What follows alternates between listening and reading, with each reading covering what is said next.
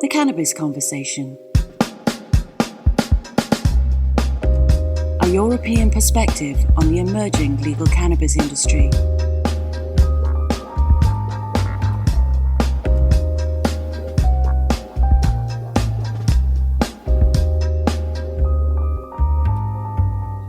Welcome to the Cannabis Conversation with Anuj Desai, where we explore the new legal cannabis industry by speaking to the professionals that are helping shape it.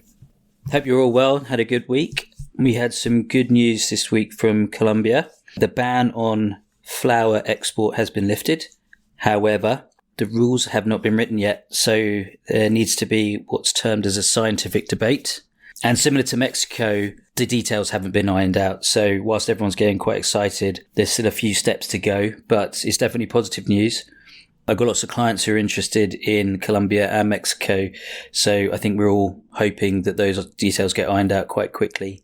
Separate to that, the BMJ, which is the British Medical Journal, published its first case study on medical cannabis for chronic pain. Great young woman, Lucy Stafford, has something called EDS, which affects her connective tissue and causes her joints to dislocate. Lucy is actually a leading patient activist in the UK for an organisation called Plea, and her journey using medical cannabis was published in the BMJ. It's the first time a case study like this has appeared in such a highly respected publication, and it's quite symbolic because it's a key step in doctor education in the UK, as many doctors read the BMJ, and through features like this, hopefully medical cannabis will become a bit more familiar to a lot of people who don't quite understand it yet.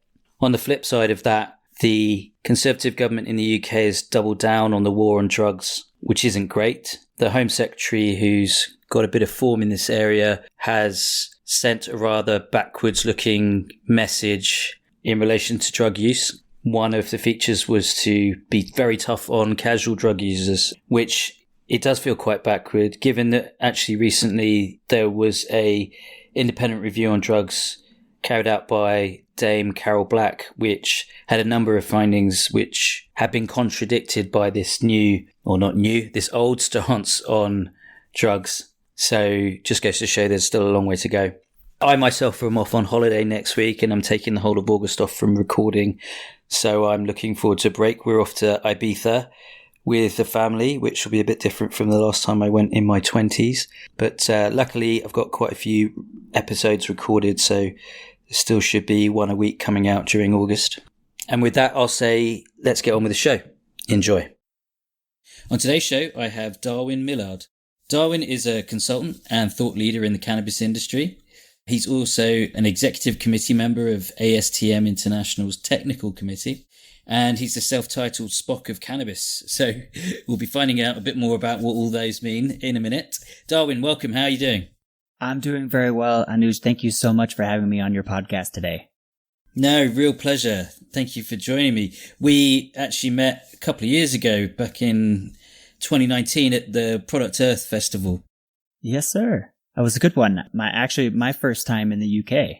Ah, right. Yeah. That was, the weather came out to greet you. It was really good, I remember. Yeah, it was sunny. Yeah, we're not used to that over here, so it's good. Cool. So, Darwin, we're going to talk about standards in cannabis industry, which is something that's much needed, but maybe we could understand a bit more about why it's so important. But before we get on to that, let's start with you. If you tell us a bit about your background, what were you doing originally, and how and why did you get into cannabis? Sure. Yeah. So I'm actually kind of unique when it comes to the cannabis space. This is actually all I've ever done in regards to my professional career. So I'm a mechanical engineer by training. And when I graduated college, there were really two options. There was design slurry pumps for the fracking industry. Ooh, that sounds exciting. Or I could have dived headfirst into the fledgling medical cannabis industry that was in Colorado at the time, which was completely caregiver. So it was, very Wild West in that respect. And I wouldn't change things for the world, having spent the last 15 years in industry, helping clients on really every scale of extraction and product manufacturing, from a couple of grams to having designed several of the largest phytocannabinoid processing facilities in the world, and really just getting an opportunity to spread knowledge and information about this amazing crop has just been a fascinating journey, and I wouldn't change anything. Fantastic. Oh, it's great to see someone that's sort of straight out of school going into cannabis. And you, quite early, I say, did you say 10 years you'd been in it? 15 years, yeah. 15, wow. So, when I joined, there wasn't even a licensed medical or adult use framework. I believe, at that time, Canada and the EU had just become medical, I believe 2001 timeframe.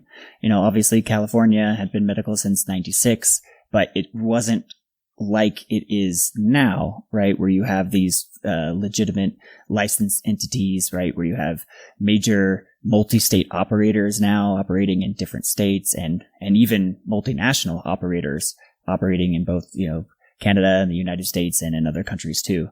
So we've come a long way. Yeah, wow. That is amazing. And with a mechanical engineering background, did you encounter any stigma from maybe your colleagues or your family when you said, I'm not going to design stuff for the fracking industry, I'm going to go into the cannabis space? Not really pushback, but a little bit of worry. My mom was very concerned, wanted to make sure that I would be okay and wasn't going to be doing anything foolish, didn't want to see her baby in jail, that type of stuff, right? But, now, like I said, with the standards development and things like that we'll be talking about later, that's really where I am. I'm trying to make it less risky for the next person who wants to take this as a real career choice, because it is, cannabis is an industry that's sticking around, whether you're talking about the marijuana side or the hemp side of the coin. It's a vibrant industry that's only going to be growing. And the more we can make that legitimate by providing that foundational framework, like with standards, the easier it'll be for people to take this on as a legitimate career path. Yeah, absolutely. I think you're doing a great job with that. So let's talk a bit about the work that you do then. You've got your own consultancy, TSOC, which I assume is the Spock of Cannabis. You got it. Maybe before you tell us about what you actually do, maybe tell us a bit about the name. For sure. So I've been working in standards development now through ASTM International, as you mentioned, for the past almost 5 years, about 4.5 now.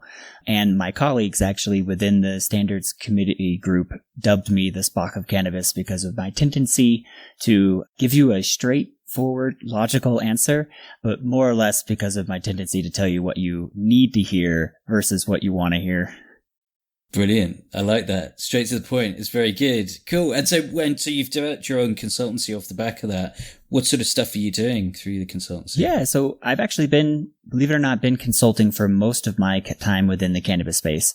I've worked for several of the largest product manufacturing groups, some of the major brands you may have heard of, Dixie being one particular major group that I've worked with in the past and other groups and things like that. But really helping all of these groups internalize extraction methodologies and or improve efficiencies and reduce costs of goods. Because obviously, if you can reduce your cost of goods, you can have a higher margin, and so you're making more revenues, which is everybody's bottom line, essentially what they're trying to do in the infused products game.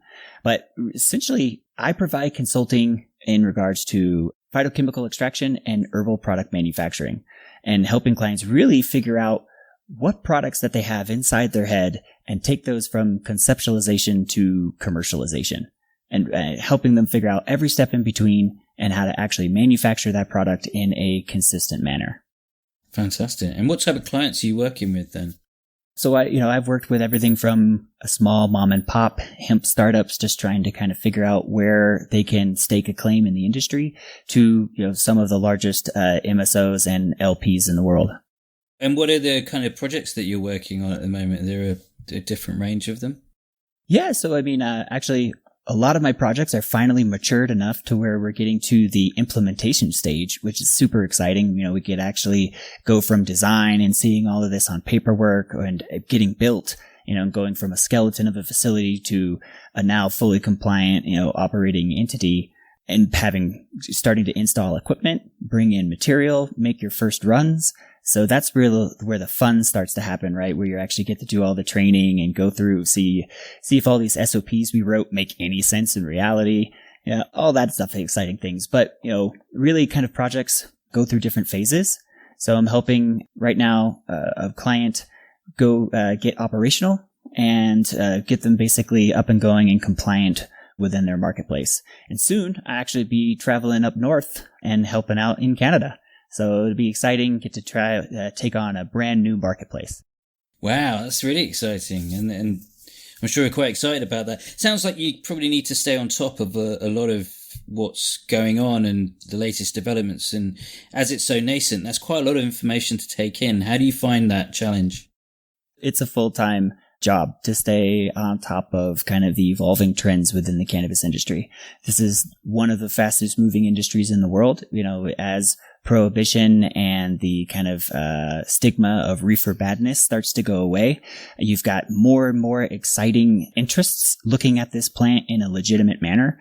Biochar is one of the most, I think, super exciting and substantial types of products that can be produced from this plant that's very easy to manufacture, that farmers can install the infrastructure without significant cost. You basically just need a pressure cooker and can produce biochar that can be used as an input for making graphene, which currently, right, is around $3,000, $3,500 a gram, and it only costs you a few $100s a ton to make the biochar that you could from your hemp or cannabis crops that have so far been shown to be 200 times more efficient, 200%, so 2 times more efficient than semiconductors created with graphene that they had to manufacture through nanotechnology. So if we can figure out a way to commercialize the production of graphene from biochar, then we can revolutionize a sector of the technology industry, semiconductors being one of those. So that alone is a major opportunity that, a lot of people say various different things about what you can do with the cannabis plant or, of hemp, right, and turn it into its economic potential. But biochar is one of those real opportunities that people could start taking advantage of. Wow. Darwin, I think I've heard of biochar, but I really don't know much about it. Would you mind just elaborating a bit more on exactly what it is? Yeah, well, simply the simplest way to describe it is essentially just biomass that you cook into a pressure cooker down to an activated charcoal.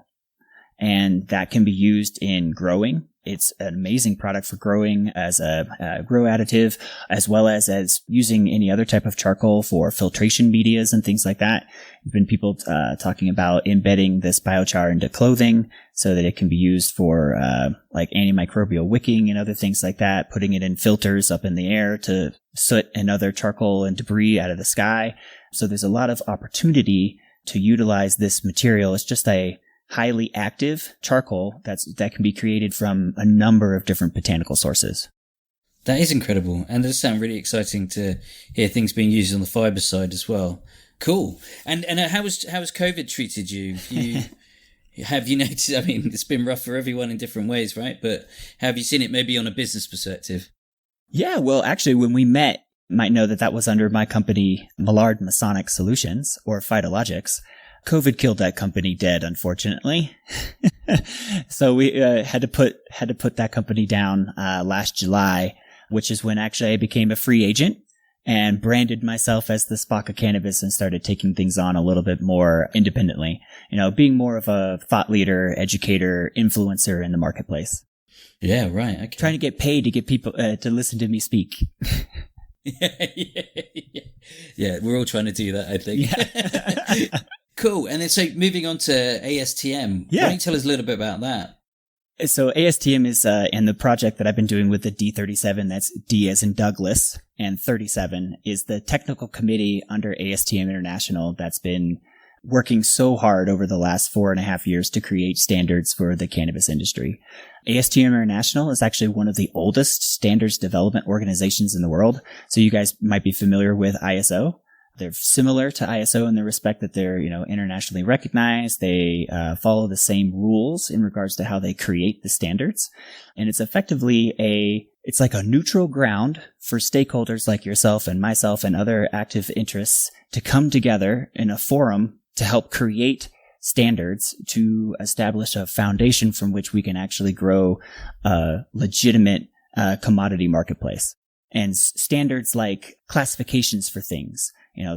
Things might have certain traits that are similar and allow you to put them into different categories. And then those traits that allow you to categorize them, there might be certain specifications that are associated with each one of those categories. And that's how you know it's actually one of those things. But you verify that with perhaps a test method, right? That would allow you to confirm that your thing meets those specifications for you to actually classify it as whatever you're trying to say it is. And obviously, depending on the specifications that the product can adhere to, it can get a higher commodity value when it's sold in the marketplace. So, grade A versus grade B, it fetches a substantially or could fetch a higher quality or price in the market because it has a higher grade, essentially. And that's kind of what the core of the standards that we create are: specifications for things, test methods for verifying or validating that those things indeed have those specifications, which allow you to classify it as a certain product.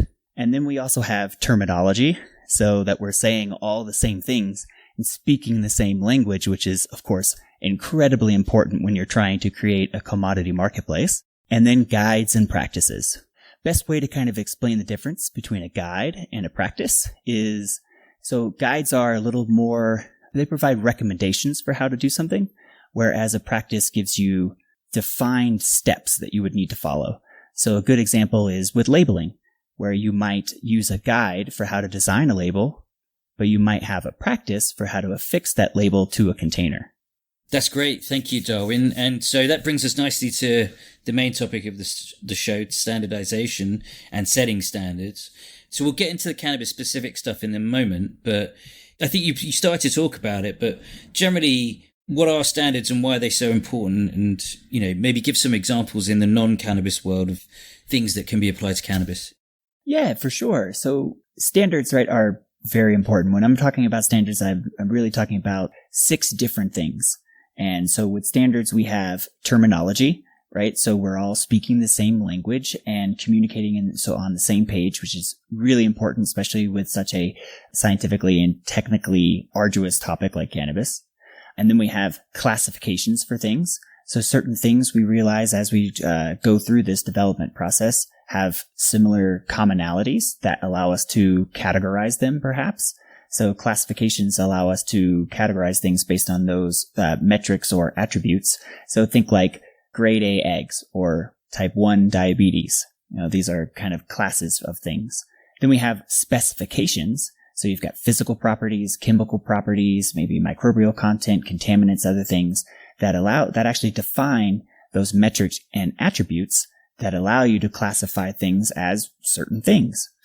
But then we also have test methods that allow us to actually verify those specifications. So if say you're selling a certain product and trying to make a claim about its quality, well, you would use a test method to verify it against a certain set of specifications that allow you to sell, say, a grade A fiber, for instance. And then, of course, we have guides and practices, which are really important and kind of allow the user of the standards to meet those specifications or to conduct that test method, for instance. So guides provide recommendations for how you could potentially complete a certain task, whereas a practice are much more prescriptive and provide you with a set of instructions with a specific outcome that you're looking to achieve. So a good example of this would be with labeling, for instance, where you might use a guide for how to design a label, whereas you'd use a practice for how to adhere that label onto a container.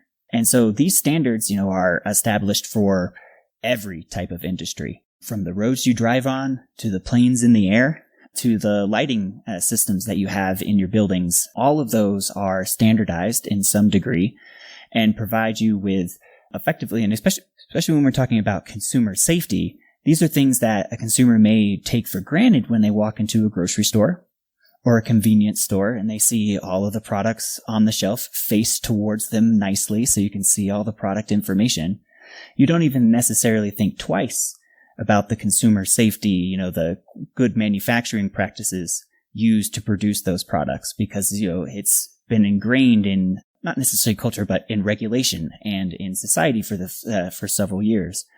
That's kind of what we're trying to establish now for the cannabis and hemp industry through ASTM International's D37 committee.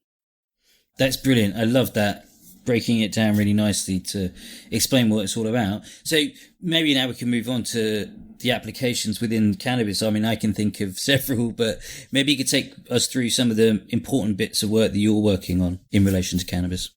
Yeah, absolutely. So actually, over the last 18 months, I have been battling very aggressively to create a international label specification.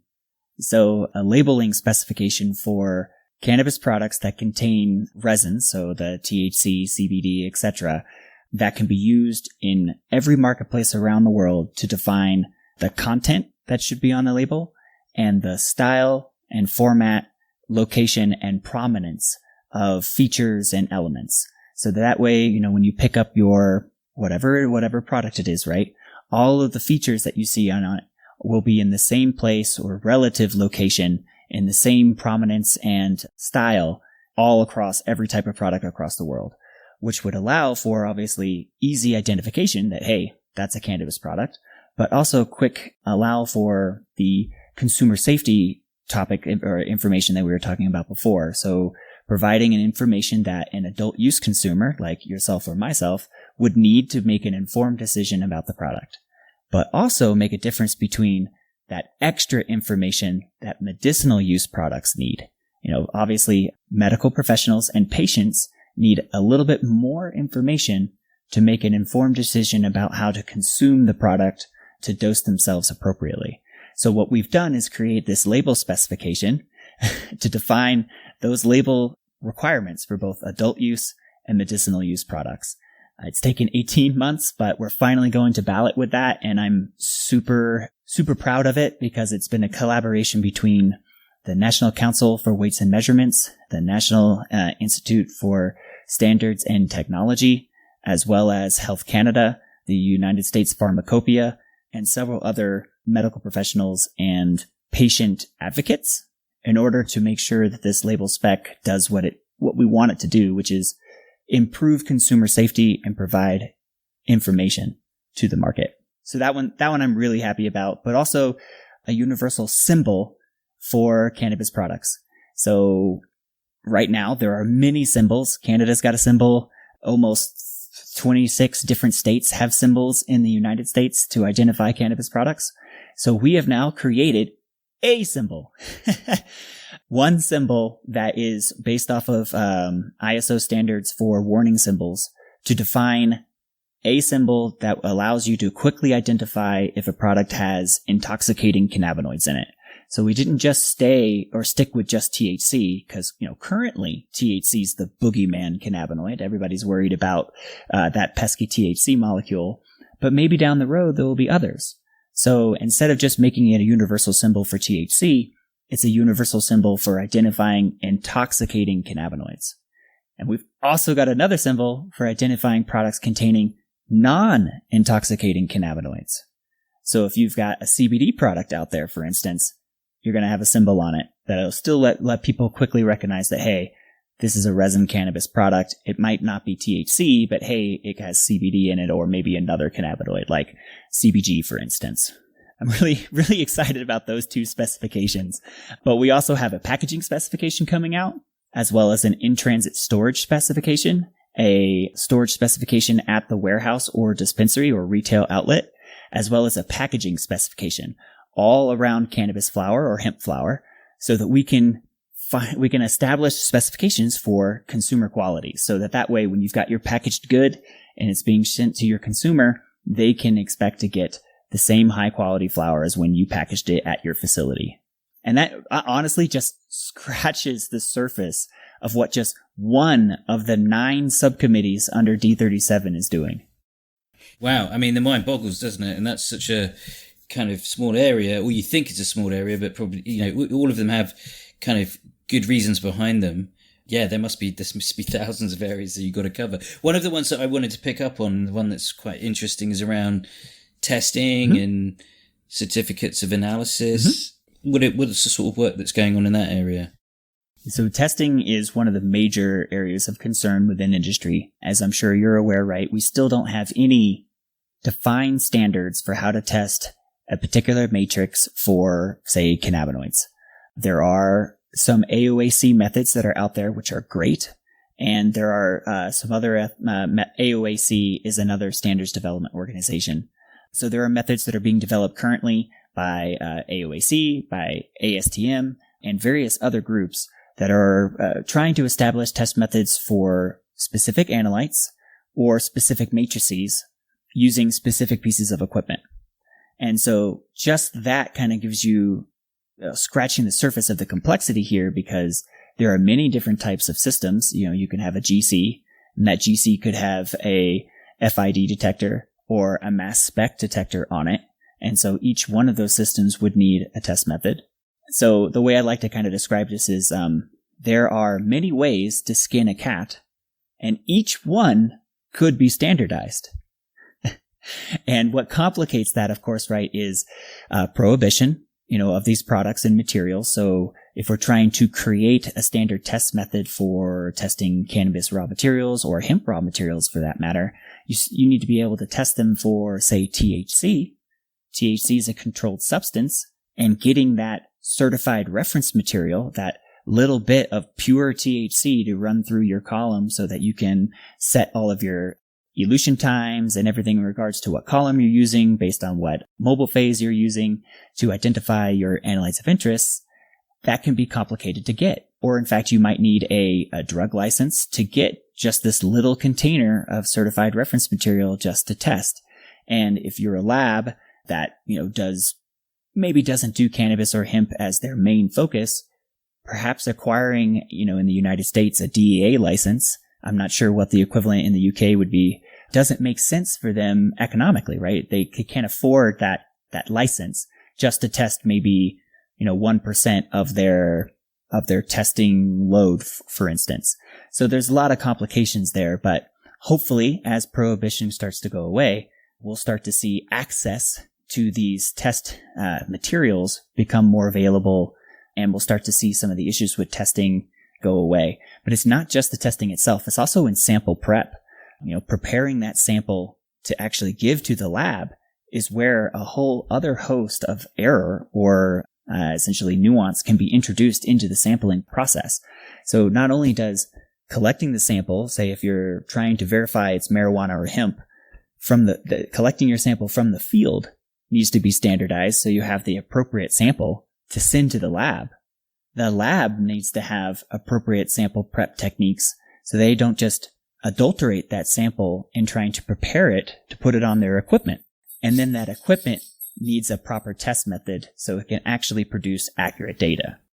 Sounds complex.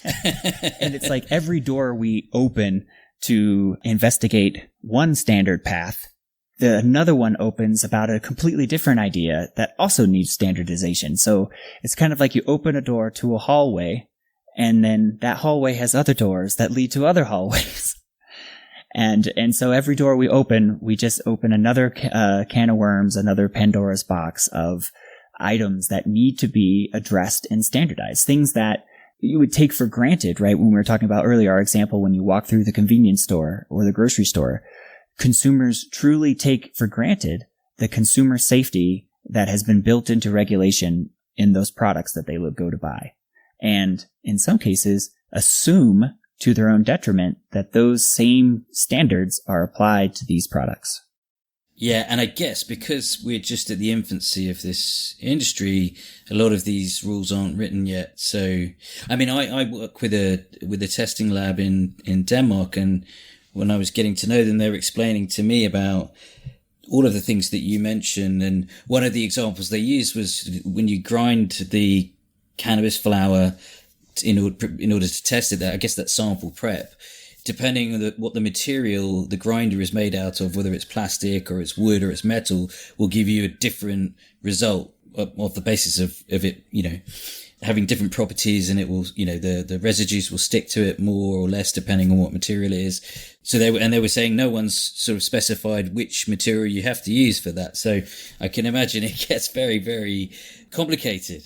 So I think this actually goes to I think you get a really good summary of the kind of concepts around standards and just how vast and kind of sprawling they are in terms of where they're needed. Maybe let's talk about the kind of the infrastructure that sits around this.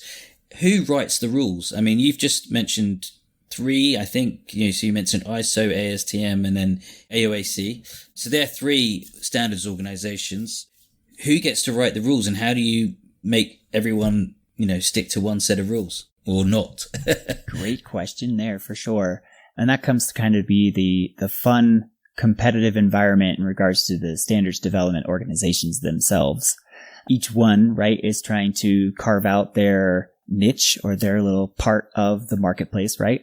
The best way, I think, what should be really taken into consideration within ASTM anyway, and I believe it's the same for AOAC, is that the members of the committees drive the standards development process. So I'm a volunteer member. If you were a member, Anuj, then you yourself, whatever concepts you wanted to think about would help drive that standards development process. So, if a particular member wants to create a standard for stock specification, for instance, so stocks that are going into fiber production, perhaps there needs to be a spec for how much lignin content there is in the stocks, how long the stalks are, how many branches the stalks have, for instance. Those are all types of specifications that could be created if a member would want to do that. So really, you have a lot of power as a voluntary member to help create the standards development process and really shape, the world that you would like to operate in. I like to quote Gandhi a lot in that respect, right? That you really do have the chance to be a part of the change that you wish to see in the world through groups like ASTM, AOAC, and ISO. ISO is a little different, that it's not quite open to anyone, anywhere in the world.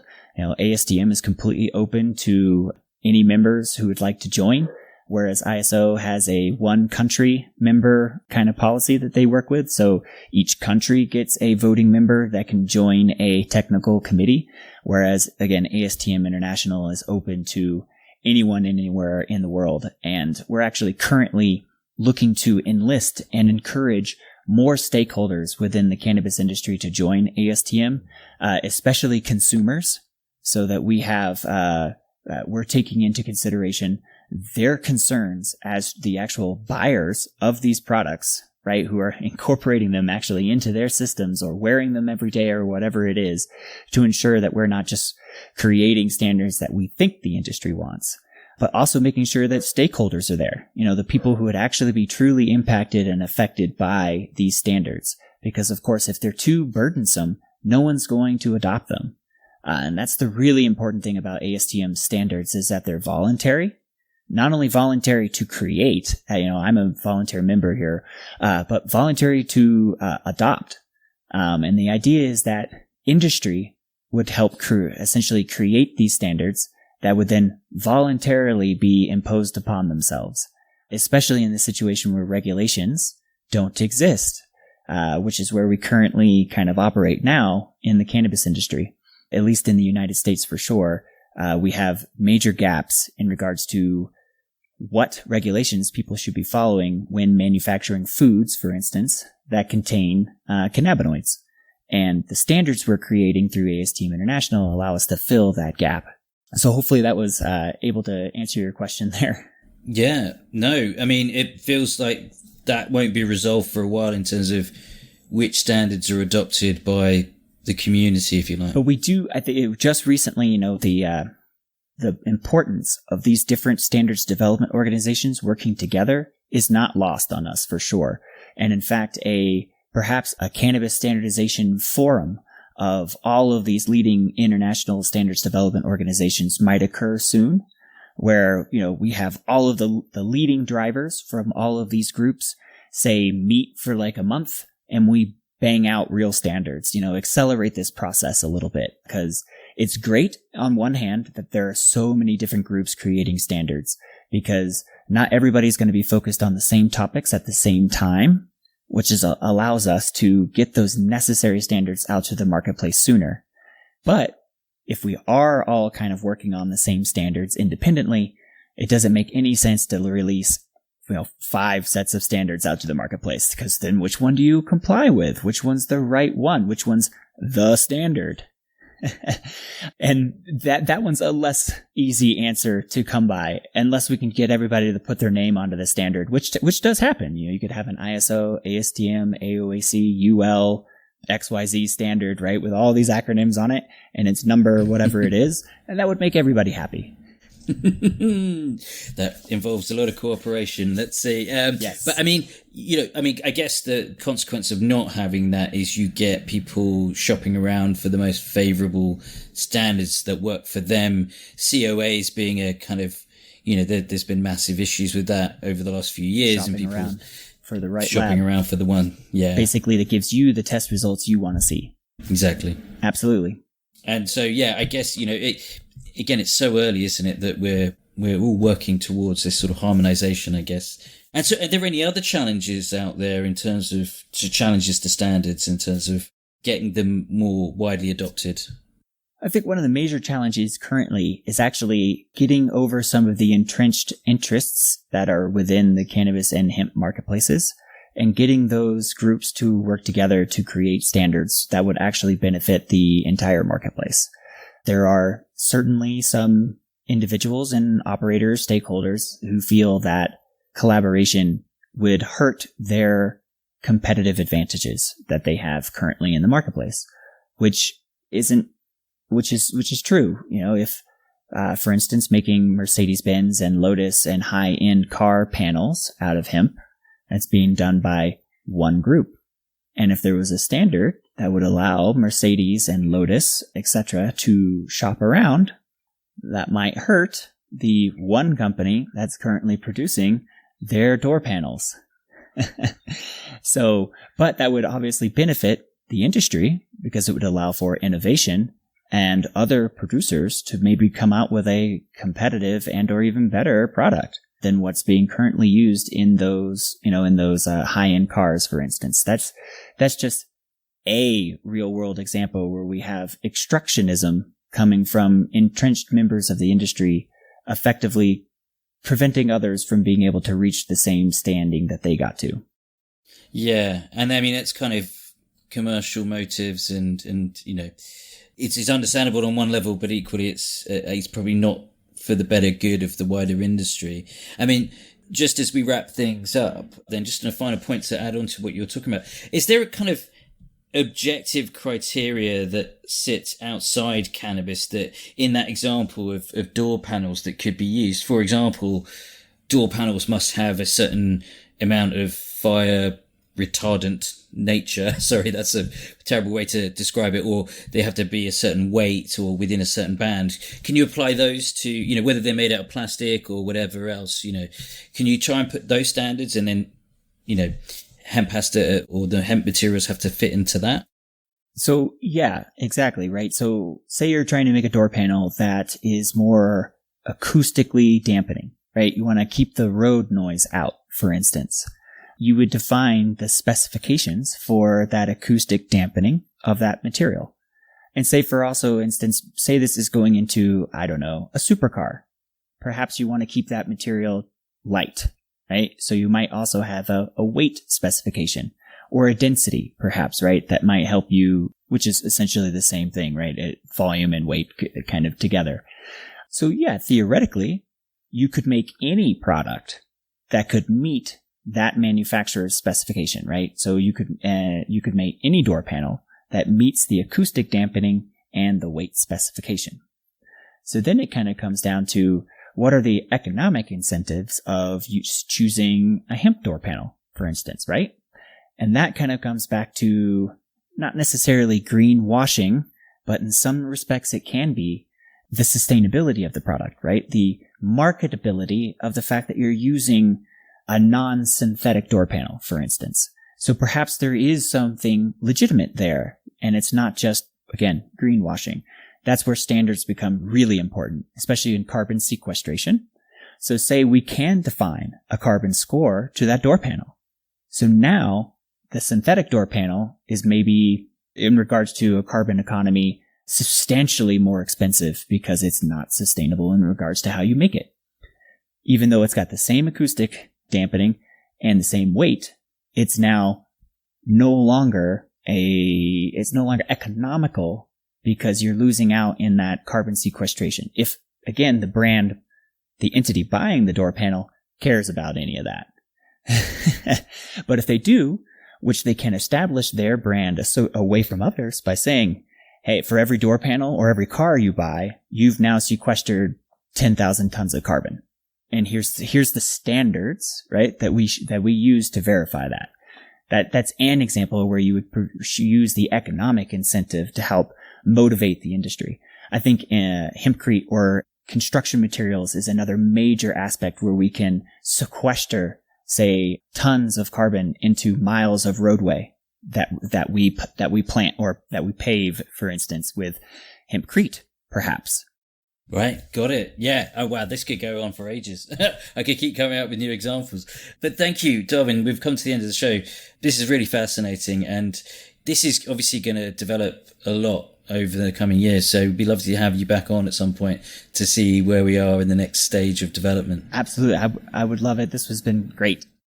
No, really appreciate it. Good luck with your move to Canada, and look forward to hearing more about that and the next time we speak. Awesome. Well, thank you so much. I really appreciate it. And live long in process. Cheers, Darwin. Take care.